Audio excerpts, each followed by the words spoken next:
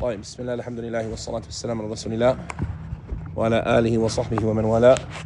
إن شاء الله نستمر بقراءة المنظومة اللامية المنسوبة للشيخ الإسلام ابن تيمية رحمه الله تعالى with the sharh of الشيخ عبد الكريم بن عبد الله بن خضير أو عبد الكريم بن عبد الله الخضير حفظه الله تعالى.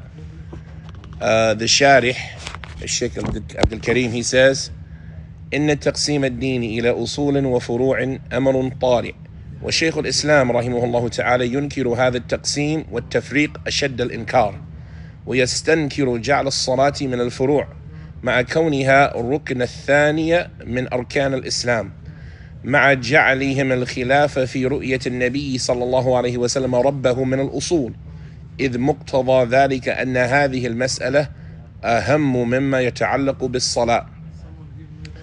You got to remember what we talked about last time because we won't go back over it, but he was talking about the fundamentals and the secondary issues and the role of the Quran in that and the specialties of the Quran. He elaborates more on that. He says, talking about the breaking up of the religion into fundamentals and secondary or branch issues, he says the categorization of the religion into fundamentals and into secondary or branched issues is a amrun tari'. It's an affair that happened that wasn't there before. Al-amrun tari is an affair that comes that wasn't there before. The religion was there and there was no breaking up the religion in this way, and then this happened. It was an amrun tari. And Shaykh al-Islam, rahimahullah, he disapproved of this divisioning or this dividing of the religion with the most severe of disapprovals. And so he extremely disapproved of making the affair of salah from the furu', from the secondary issues, in spite of the fact that it is the second pillar from the pillars of Islam. While at the same time, they, i.e. the people who did this is my statement, explaining his statement, they, i.e. the people who did this, and we have to remember that the people who originally broke the religion up into branches and fundamentals were the Mu'tazila. And they did so they can reject things that deal with Allah's names and qualities by their statement, we only accept in the usul that which is undeniable. And so they wouldn't accept hadith in usul. And so he says, and this is in spite of the fact that they make from the affairs, or they make the disagreement, did the Prophet ﷺ see his Lord from the usul? They make this from the fundamentals of the religion. Because and thus the result of this is that this issue, i.e. the issue that the Prophet ﷺ see his Lord, is more important and should be more concerned with than the issues that are connected to salah. Right? When you break the religion up into fundamentals into secondary, the fundamentals should be more important. And if you say that the affairs of Aqidah, and what they mean by Aqidah is the information, affairs of information, al-masail al-khabariyah, right? Affairs that deal with information, those affairs are the affairs of Aqidah. Then these issues should be more important than the affairs that are secondary, which they call affairs of actions, al-masail al-amaliyah, right? The affairs that deal with actions. So based on that, did the Prophet ﷺ see Allah is what kind of affair? Information. And they made information from what? The usul. And Salat al-Fajr being wajib is from what kind of affair? Actions. It's an action. And so therefore they made it from the furu'. Which one is more important? Salat al-Fajr, or did the Prophet ﷺ see Allah? Salat al-Fajr. So how can that be a far', and did the Prophet ﷺ see Allah be the asl? This type of dividing the religion that they did into fundamentals, into secondaries, this is a division that did not exist. And that's why you don't see Ibn Taymiyyah adopting it personally, even if we have to talk to people in this way. So you see the scholars using this type of jargon when they talk, but it should be known that this division is not correct. Instead, from the affairs are those that deal with information and those that deal with action. And from the affairs that deal with information, from Iman, there are things that are necessary, usul al-Iman, and wajibatul Iman, and mukammilat. And from the actions likewise, right? There are things that are necessary and things that are obligatory, and things that are completion. And this helps us understand the disagreement. I'm sorry I'm off topic. I told I wasn't going to talk a lot, but sometimes there's a point that needs to be made. This helps us understand the disagreement that some people fall in nowadays when they say, did the Salaf disagree in Aqidah? And you hear some people say, no, the Salaf did not disagree in Aqidah. And you hear some people say, yes, the Salaf disagreed in Aqidah. And it has to be understood what is meant. When the person who is saying such a statement on either side is a Salafi, then you have to understand what they mean by it. The people that say, no, the Salaf didn't disagree in Aqidah, what do they mean? They did not disagree in the fundamentals of Aqidah, the foundations. Did they disagree that Allah have names? Did they disagree that Allah have attributes? Did they disagree about no takyif, no ta'til, no tamthil, no tahrif? La. These fundamental principles, this minhaj, they didn't disagree in that. Did they disagree in about certain issues of Aqidah? Yes. Did the messenger see Allah? They disagreed. Is the Jannah that Adam was in the same Jannah that we're going to go back to? They disagreed. Is Iblis an angel or not? They disagreed. Or was he inside the Jannah or not? Was he inside the Jannah or not? Because they disagreed. Those affairs are affairs of what? Information. And if you mean by affairs of Aqidah, affairs of information, then they disagreed. They might disagree, is something a sifa, right? They might disagree when Allah says, Yawma yukshafu an saq, the day when the shin is uncovered. Some of them might disagree and say it's not a sifa of Allah, it's an expression of the Arabs when things get serious. Because when things get serious, what do? You roll up your pants legs, right? And so they might disagree, is the shin a sifa of Allah or not? But did they disagree, and does Allah have sifat or not? No. فَأَيْنَمَا تُوَلُّوا فَثَمَّ وَجْهُ اللَّهِ. Wherever you turn, then there is the face of Allah. They might disagree and say that this doesn't mean face in this ayah. It means direction. What do you call that? Furu' al-Aqidah? Yeah, this whole terminology. These are from things that are affairs of information. They might disagree, does the أَيْنَمَا تُوَلُّوا فَثَمَّ وَجْهُ اللَّهِ, does that mean face there? But do they disagree in the fact that Allah has a face? No. So they did not disagree in the general concepts and the fundamentals of Aqidah. But they might have disagreed in some of the affairs of information. And so if you're referring to the affairs of the usul of the religion, the fundamentals, the Aqidah, if you're meaning it specifically, those things that they didn't disagree in, then of course, did they disagree in the things that they didn't disagree in? No. Did they disagree in the things that they didn't disagree in? No, it's clear. They didn't disagree in the things they didn't disagree in. Did they disagree about information? Yeah. Yes. Does that mean those informations they disagreed in were from the fundamentals of the religion? No, it was just aspects of information. Salat, did they disagree in Salat al-Fajr being wajib? Does that make Salat al-Fajr being wajib a secondary issue? No, that's from the usul, that's from the fundamentals. Right? And so that's what he's referring to here when he talks about Ibn Taymiyyah and how he disapproved of that classification. And this helps us not argue with our brothers in Islam. You hear one sheikh saying they didn't disagree in Aqidah, right? And you hear another sheikh, Salafi sheikh, saying they did disagree in Aqidah, in affairs of Aqidah. What do they mean? Right? What did each of these people mean? And this is different than saying this statement from a non-Salafi. How do you call that again? When you say they did differ in Aqidah, how do you call that? I say they disagreed in affairs of information. Masail al-khabar, masail al-akhbar. Right? They disagreed in affairs about information. Is that what the Mu'tazila brought? No, the Mu'tazila are the ones who said the religion is either fundamentals or furu', usul or furu'. Okay. And they included everything from the aspect of information in usul. And so anything that is information based from the ayat, from the hadith, they say this is the usul of the religion. And that gives them the ability to start denying it. Because they say, well, the fundamentals, information, I only take stuff that's undeniable. And so when you say, well, Allah has a hand, they say, well, no, that's an asl. And the usul, you can't work on them with suspicion. You have to have certainty. And you don't have certainty. So we're going to reject that.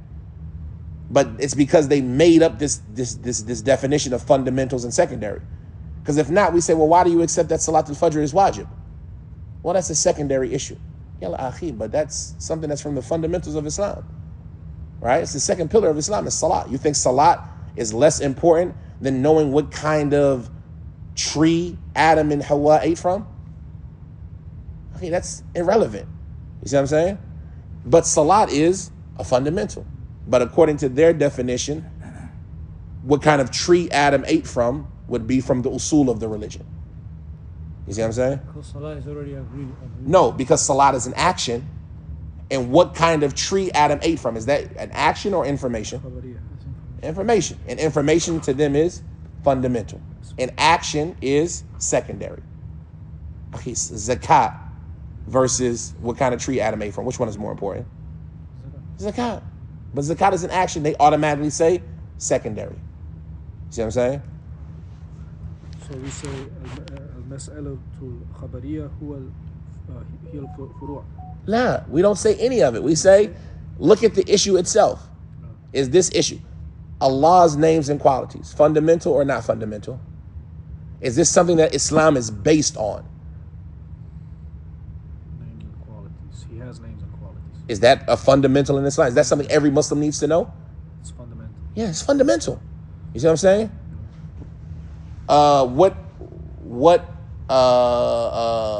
What was Moses' staff made from?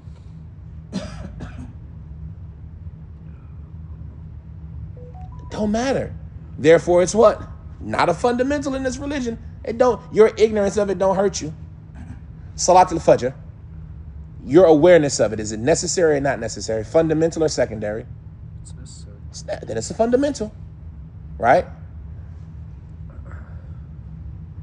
The sifat of, let me think of an action. The dua for entering to the masjid. Is it necessary? No. It's a secondary issue. It's important, but it's a secondary issue. And even the secondary issues have levels. You see what I'm saying? So when we look at what's a fundamental of the religion and what's a secondary topic, this is what we're looking at. What is the things I have to know? From Iman, there is something they call usul al-Iman. Usul al-Iman is the things that if you don't have them, your Iman is invalid. Imanun billah wa malaikatihi wa kutubihi wa rusulihi wal yawm al-akhir wal imanu bil qadr khayrihi wa sharrihi.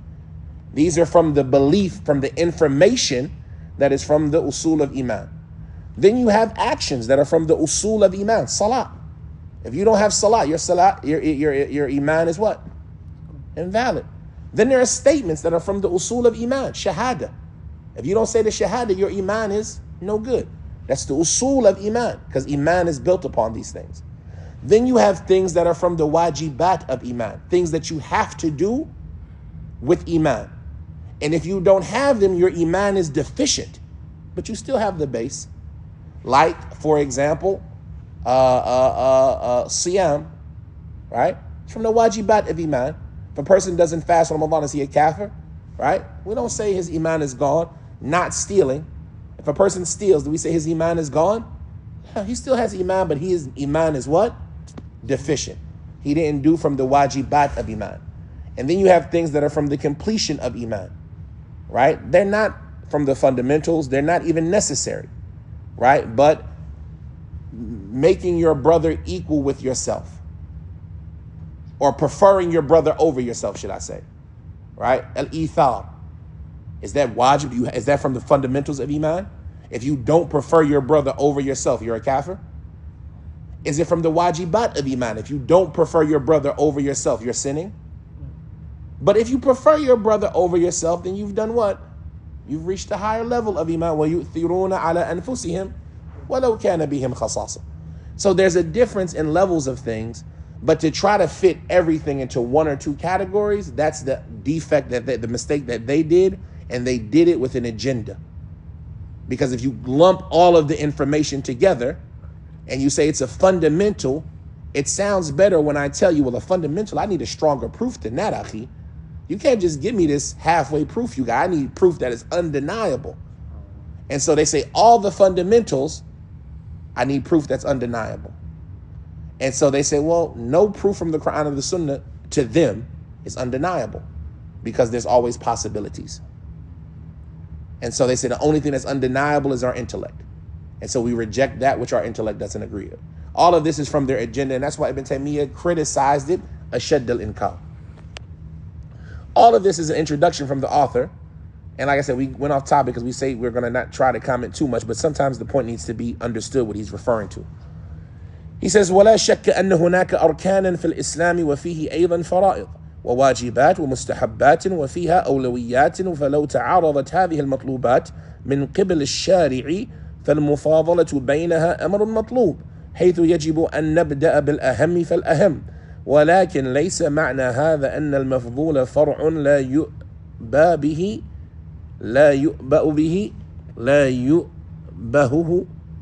that's a typo. What? لا يؤبأ is what I thought it should. لا يؤبه به كلا بل الدين كله عظيم. He says, and there's no doubt that there are things that are from the pillars of Islam. And there are also obligations or legislations and obligations and things that are preferable. And there are things that are primary that should be brought first. And so if there is a competition between these things, فَلَوْ تَعَارَضَتْ هَذِهِ الْمَطْلُوبَاتِ. So if these goals challenge each other in primariness, in their primary, if these things compete with one another in a legislated sense, then determining what is more preferable from them is something that should be done. You understand? That sentence makes sense?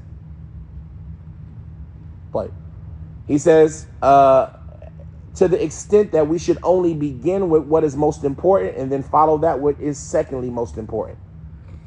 And it does not mean that the thing that something else is more important than it is a secondary issue or a fara that shouldn't be cared about.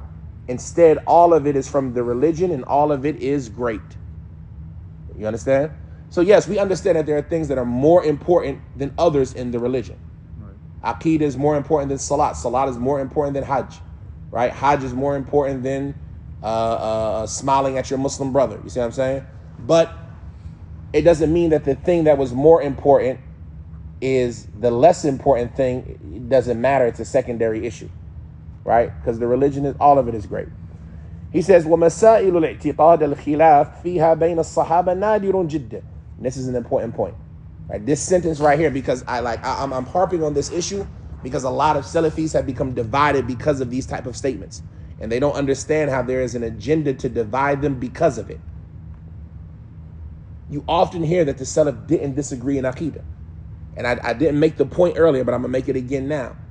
There is a difference when that statement is being said by or in the presence of innovators, and when that statement is being said by or in the presence of people upon the Sunnah.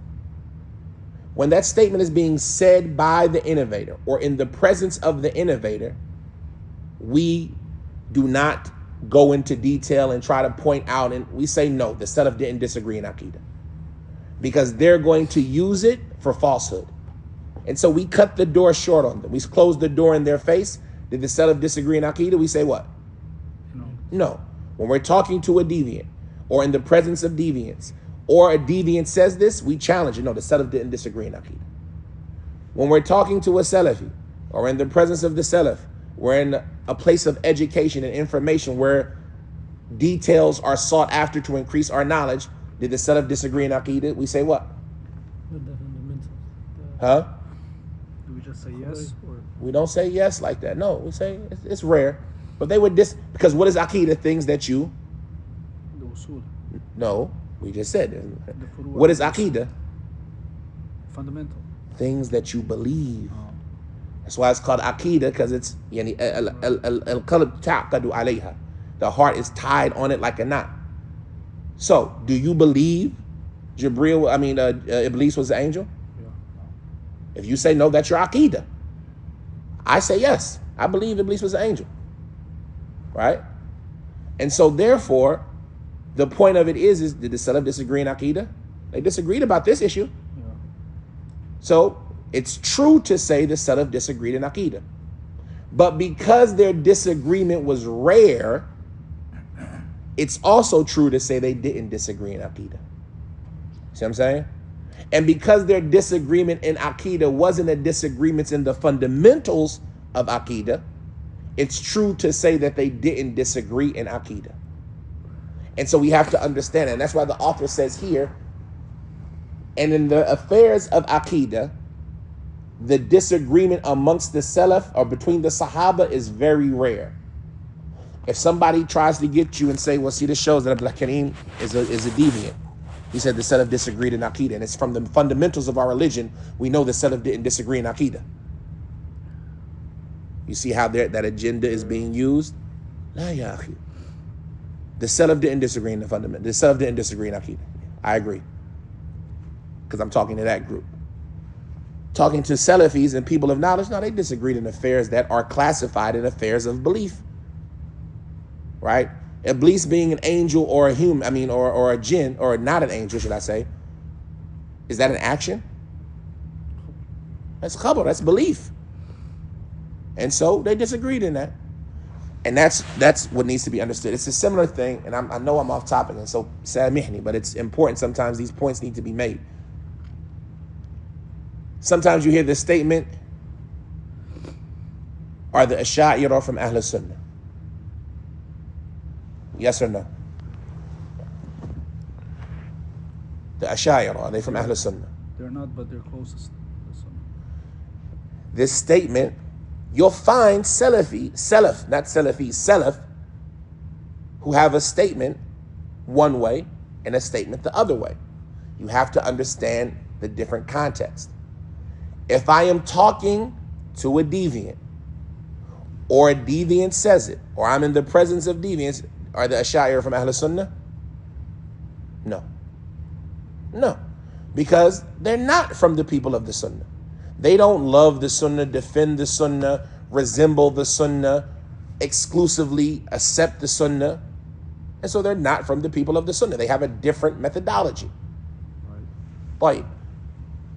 But in the circles of education, if you're reading a book and you see a statement of a scholar who's a Salafi scholar who says the Asha'ira, that the Ahl Sunnah were the Asha'ira, the Maturidiyya, the Sufiya, and all of these people, I need to educate you what that means.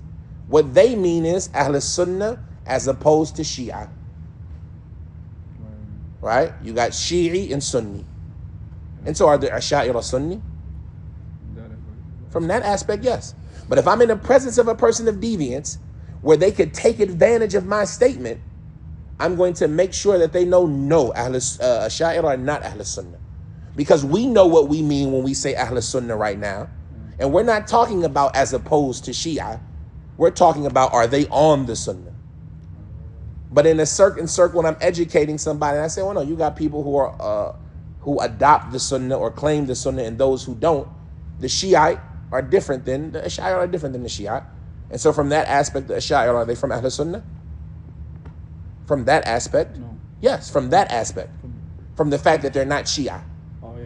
You see what I'm saying? Yeah. And you'll find Salaf who would have referred to them as such. Ahl Sunnah is the Ash'ari, right? The Sufi. Not because they're on the Sunnah, but because they're not Shia. So you have to understand that differentiation.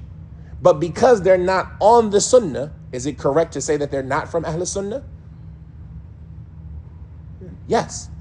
And so when I'm in a place where somebody might try to take my statement and take advantage of it, I'm going to cut them off. They are not from Ahl Sunnah. Right?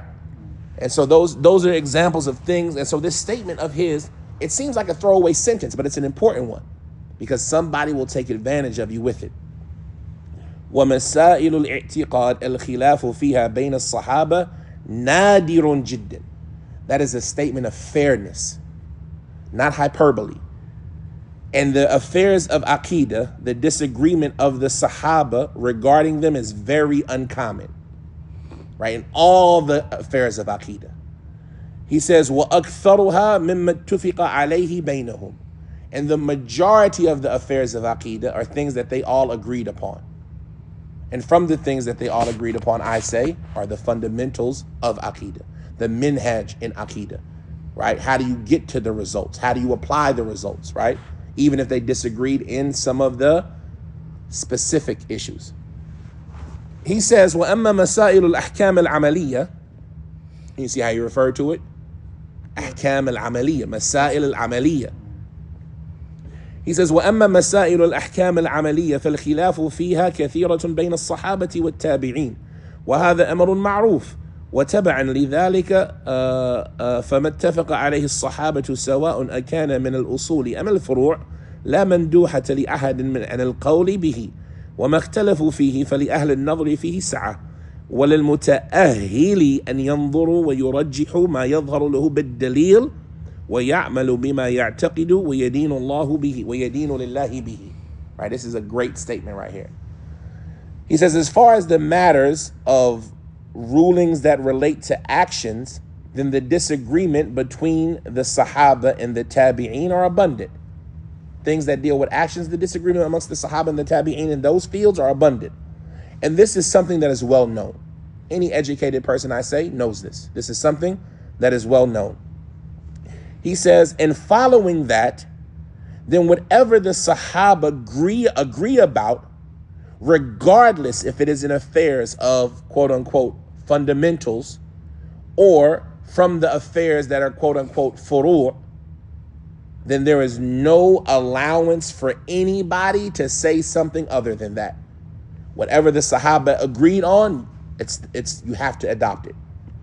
And whatever they disagreed in, whatever, that includes what? Khabariyah wa amaliyah. Whatever they disagreed in, then for the people of insight in those topics, there is a tolerance. There is a sa'ah. There is an acceptance and a tolerance for whatever they disagreed in amongst the people of insight and ability. Educated people tolerate each other in these things. He says, and for the one who is qualified, he has the right to look at these issues and determine what is more preponderant and what appears to him to be correct based on evidence. And he can act by and believe and worship Allah accordingly. If you are qualified and the Sahaba disagreed, you can do what? You can choose what they acted by. You can choose what they disagreed about in belief. And you can worship Allah based on what you believe from that. We'll take this last page. He says, التحقيق في نسبة al-Laamiyah لشيخ الإسلام ابن تيمية. This paragraph is about the reality of attributing this book al-Laamiyah or this poem al-Laamiyah to Shaykh al-Islam. He says, هذه المنظومة مكونة من 16 بيتا وسميت لامية باعتبار أن حرف الروي فيها اللام. He says that this poem consists of 16 lines, and it is called Laamiyah because the harf al-rawi in poetry, the whole line, right, the front part and the second part. And you gotta excuse me, my istihbar of the terminology of the people of poetry is very weak right now. I only did poetry like once and I didn't finish it. But there's what is called the bait, right? Which is the entire line. And the front part of the bait, if I'm not mistaken, it's called like shatam or something like that. The front half of the line, and then you have the second half of the line, right? Where the rhyme occurs. And they call that place where the rhyme occurs the rawi, right? And so the rawi of this bait, of these baits, of these abiyat, is lam, i.e. the rhyme occurs on what letter? Lam. And so since the rhyme occurs on the letter lam, they call the poem Laamiyah. Nuniyah ibn Qayyim, the rhyme, the rawi, occurs on Noon. Al-Ha'iyah ibn Abi Dawood, Ha. And so the rawi, it has nothing to do with the scale of the poem or anything like that. It's just the second half of the bait. The bait is the whole line. The second half of it, the final word of it, they call it the rawi. And that is their alam, so they call the poem al-Laamiyah. He said, قد وجدت بين رسائل مخطوطة لشيخ الإسلام ابن تيمية وكتب على بعضها عقيدة ابن تيمية فنسبت له وقيل اللامية لشيخ الإسلام ابن تيمية. He says this poem, where do we get to saying that it's Ibn Taymiyyah's work, right? He says that this poem was found amongst some manuscripts, some other manuscripts of Ibn Taymiyyah, meaning they weren't necessarily written by Ibn Taymiyyah, but there were other manuscripts of works of Ibn Taymiyyah, and this poem was included amongst them. And it was written on some of the manuscripts of this poem, the Aqidah of Ibn Taymiyyah. And on others, it was attributed, and so for this reason, it was attributed to him. And it was also said about this poem that it is the Laamiyah of Shaykh al-Islam Ibn Taymiyyah. So that's even clearer. Because saying the Aqidah of Ibn Taymiyyah, it doesn't necessarily mean he wrote it. It just means this is what he believed. Maybe somebody else wrote it to summarize something he told them. But when they say the Laamiyah of Shaykh al-Islam Ibn Taymiyyah, then that means this was done by him. Right? He says, وَلَمْ يَذْكُرْهَا ابن القيم رحمه الله في كتبه ولذا يتحرى بعضهم فيقول المنسوب لشيخ الإسلام Ibn Taymiyyah. Ibn al-Qayyim didn't mention it in the books of Ibn Taymiyyah. Ibn Taymiyyah, there are a lot of biographies about him. Ibn Abdul Hadi, Ibn al-Qayyim, others, al-Barzali. They wrote long biographies about Ibn Taymiyyah in which they talked about the books and the works that he wrote, the debates that he was in. His life is very well documented as a scholar. And the majority of them don't mention this poem amongst them. And so for that reason, the explainer, he says, and for this reason, some of them take precaution and they say the Laamiyah attributed to Shaykh al-Islam Ibn Taymiyyah because they don't know for sure if it's his books, right? This has to do with how you verify if somebody did something. Did the author sign it? Is it famous from amongst his works? Did his students acknowledge it as his works? You see what I'm saying? If you write a book right now, 100 years from now, how are we going to know it's Amar's book? You either had to sign it, or all of your students had to know that this was your book, and they tell the people that you wrote a book about this, or it became so famous that nobody questioned it, right? But this poem of Ibn Taymiyyah doesn't experience any of those things. And so there's questions about it. We mentioned in our introduction when we did it all in one day that some of the lines of this poem, Ibn Taymiyyah uses them in other works of his. And Ibn Taymiyyah was a poet and a qualified poet. And this poem does give off Ibn Taymiyyah. If you know how he writes in his style and his approach, it gives off Ibn Taymiyyah. But that in itself is not enough to justify stating with certainty that he wrote it. At the end of the day, it doesn't matter because the information in it is solid. And that's all that matters. But for the sake of identification, they call it Laamiyah Ibn Taymiyyah, but Ibn Abdullah Ibn Khudayr, he says here, some of them take precaution, and so they say the one that is attributed to Shaykh al-Islam Ibn Taymiyyah. He says, لكن الكلام الموجود فيها حق سواء أكان لشيخ الإسلام أم لغيره فهي منظومة طيبة على اختصارها حوت ما اتفق عليه من المسائل الاعتقاد وما دام الكلام فيها حق فعلى طالب العلم أن يعنى بها ويحفظها وينظر في شروحها وإن كنت لا أعرف لها شرحا للمتقدمين. He says, in any circumstance, the things that are mentioned in it are the truth, regardless if they were written by Ibn Taymiyyah or not. And thus it is a poem that is good in nature in spite of its brevity, and it contains that which there is an agreement upon it or about it regarding the affairs of Aqidah. And since the speech in it is truthful and accurate, then upon the student of knowledge is that he give concern to it and that he memorize it and that he looks at the various explanations of it, even though I don't know of anybody who has explained it from the earlier scholars. Meaning none of the 8th century, 9th century, 10th century, 11th century scholars explain this book, right? There are some explanations earlier than us, but still in what you would consider the later days, the contemporary times, the 12th, 13th century, 14th century, and obviously now in the 15th century. So that's the author's introduction. Let's read the poem one more time. Did anybody memorize it yet? I did. تفضل. Excuse لا بأس. my nose. لا بأس طهور إن شاء الله. It's just allergies. I think it's from the AC. Yeah, maybe. أعوذ بالله من الشيطان الرجيم. طيب, ليس بالقرآن. Yeah. As far as the Bismillah, the scholars disagree. Should you say Bismillah before poetry or not? There's a strong opinion that says you can say Bismillah before poetry. But as far as الاستعاذة فهذا من القرآن. هذا ليس من القرآن. Okay.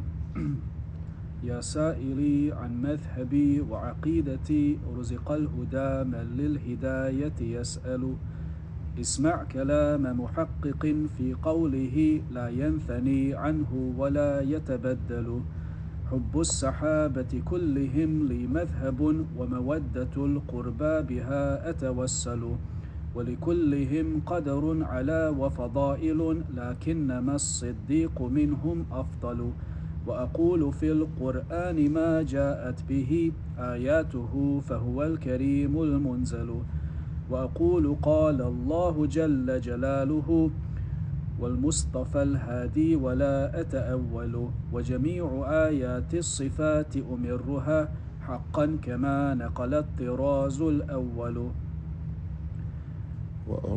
وأرد عهدتها إلى نقالها وأصونها عن كل ما يتخيل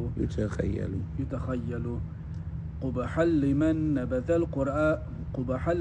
نبذ القرآن وراءه وإذ استدل يقول قال الأخطل والمؤمنون وإذا استدل يقول قال الأختل والمؤمنون نعم والمؤمنون قبحا no I'm sorry no you're right والمؤمنون نعم والمؤمنون يرون حقا ربهم وإلى السماء بغير كيف ينزل وأقر بالميزان والحوض الذي أرجو بأني منه ريا أنهل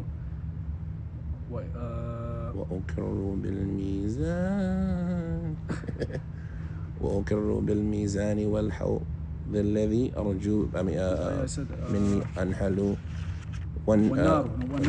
والنار يصلح الشقي بحكمة وكذا التقي إلى الجنان سيدخل. No, yeah, that's what I was saying.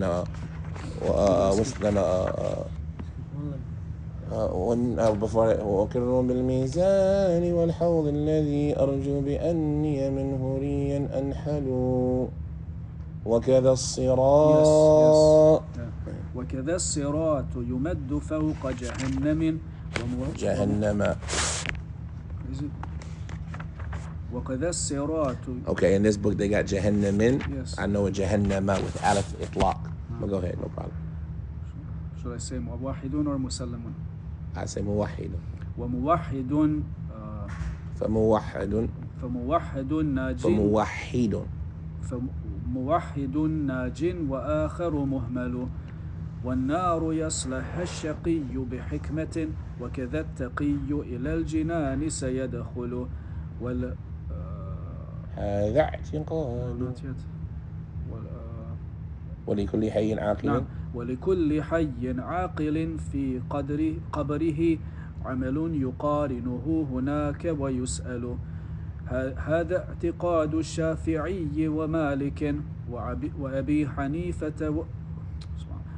حنيفة ثم أحمد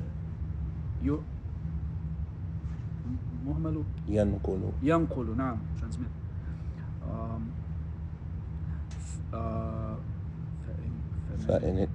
فإن اتبعت سبيلهم فموفق وإن ابتدعت فما عليك معول.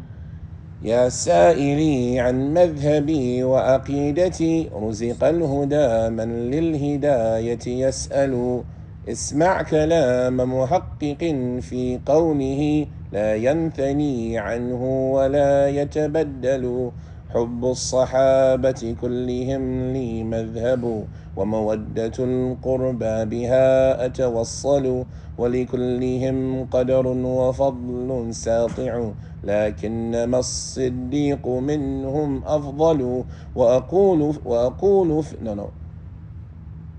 وأقول في القرآن ما جاءت به آياته فهو الكريم المنزل وأقول قال الله جل جلاله والمصطفى الهادي ولا أتأول وجميع آيات الصفات أمرها حقا كما نقل الطراز الأول وأرد أهدتها إلى نقالها وأصونها عن كل ما يتخيل قبحا لمن نبذ الكتاب وراءه وإذا استدل يقول قال الأخطل والمؤمنون يرون حقا ربهم وإلى السماء بغير كيف ينزل وأقر بالميزان والحوض الذي أرجو بأني منه ريا أنهل وكذا الصراط تمد فوق جهنم فموحد ناج وآخر مهمل والنار يصلاها الشقي بحكمة وكذا التقي إلى الجنان سيدخل ولكل حي عاقل في قبره عمل يقارنه هناك ويسأل هذا اعتقاد الشافعي ومالك وأبي حنيفة ثم أحمد ينقل فإن اتبعت سبيلهم فموفق وإن ابتدعت فما عليك معول. حفظت؟ ولو نص 6 line. يلا. يا سائلي عن مذهبي وعقيدتي رزق الهدى من للهداية يسأل اسمع كلام محقق في قوله لا ينثني عنه ولا يتبدل حب الصحابة كلهم لي مذهب ومودة القربى بها أتوصل ولكلهم قدر على وفضائل لكنما الصديق منهم أفضل وأقول في القرآن ما جاءت به آياته فهو الكريم المنزل وأقول قال الله جل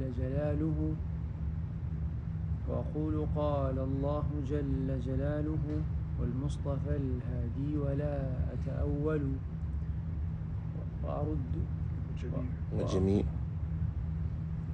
وجميع آيات الصفات أمرها حقا كما نقل الطراز الأول وأرد عهدتها إلى نقالها وأصونها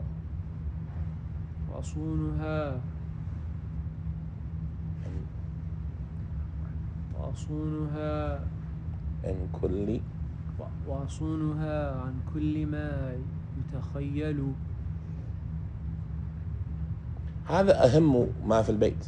That portion of the poem is the most important part of it because that's the usul, that's the methodology, that's the minhaj. Everything else after that is just examples, right? طيب إن شاء الله نكتفي بهذا القدر. هذا وصلى الله وسلم وبارك على عبده ورسوله نبينا